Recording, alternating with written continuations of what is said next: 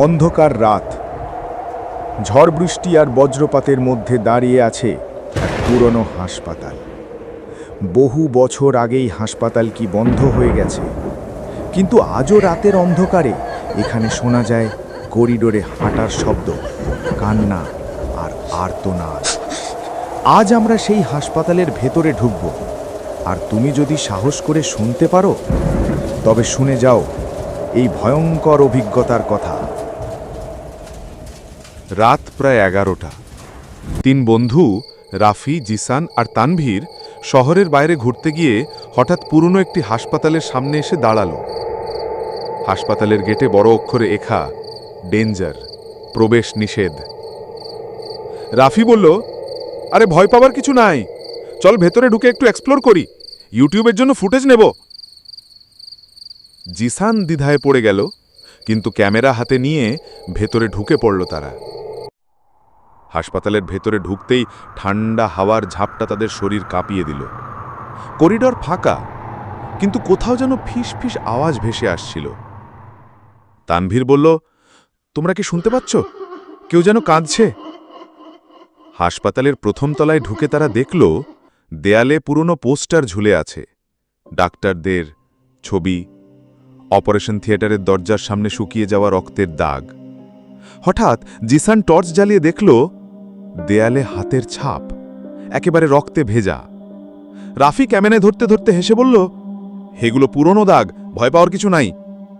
কিন্তু পর মুহূর্তেই অপারেশন থিয়েটারের দরজা কিঞ্চ করে খুলে গেল নিজে থেকেই। ভেতর থেকে ভেসে এলো কর্কশ নার্সের গলা, কে রে আমার রোগীকে নিয়ে গেল? তারা 3 জন একে অপরের দিকে তাকালো। কেউ ভেতরে কিছু দেখতে পাচ্ছে না, শুধু অন্ধকার। হঠাৎ ভেতর থেকে একটা স্ট্রেচার বেরিয়ে এলো, আর তাতে একজনের মৃতদেহ ঢাকা। 3 জন ভয়ে দৌড় দিল করিডোরের অন্য পাশে। তারা এক কক্ষে ঢুকে দরজা আটকালো। কক্ষের নাম ফলকে লেখা ডাক্তার মুরাদ, সার্জন। ঘরে পুরনো যন্ত্রপাতি, মরিচা ধরা কাঁচি, ছুরি আর ভাঙা বেড। হঠাৎ বাতাস কেঁপে উঠল। ঘরের ভেতর আলো আধারির মাঝে একটা ছায়া ফুটে উঠল। একজন ডাক্তারের অবয়ব, বিভৎস তার চেহারা, হাতে রক্তমাখা ছুরি। সে ধীরে ধীরে এগিয়ে এলো আর বলল, তোমাদের মধ্যে একজনকেও আজ আমি ছাড়ব না। আমার রোগীদের মতো তুমিও এখানে থেকে যাবে চিরদিনের জন্য। তানভীর ভয়ে চিৎকার করে বেরিয়ে দৌড় দিল। রাফি আর জিসান তার পেছনে ছুটল। তারা সিঁড়ি বেয়ে নিচে নেমে আসছে, কিন্তু প্রতিটা দরজা বন্ধ হয়ে যাচ্ছে একে একে, যেন কেউ তাদের আটকে দিচ্ছে। হঠাৎ পেছনে তাকিয়ে তারা দেখল করিডোরের লাইটগুলো একে একে নিভে যাচ্ছে, আর সেই ডাক্তার অন্ধকার থেকে এগিয়ে আসছে। জিসান হঠাৎ থেমে গেল। তার শরীর কাঁপছে, চোখ বড় বড়, যেন কিছু তাকে গ্রাস করছে। রাফি কাছে গিয়ে দেখল জিসানের শরীর আস্তে আস্তে স্ট্রেচারের ওপরে শুয়ে পড়ছে, যেন অদৃশ্য কারো নিয়ন্ত্রণে। তানভীর চিৎকার করল, না জিসান, ওঠে পৌড়া! কিন্তু জিসান নিস্তব্ধ, তার মুখে রক্ত গড়িয়ে পড়ছে।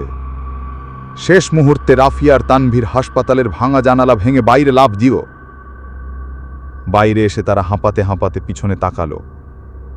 হাসপাতালটা দাঁড়িয়ে আছে শান্তভাবে, যেন কিছুই ঘটেনি।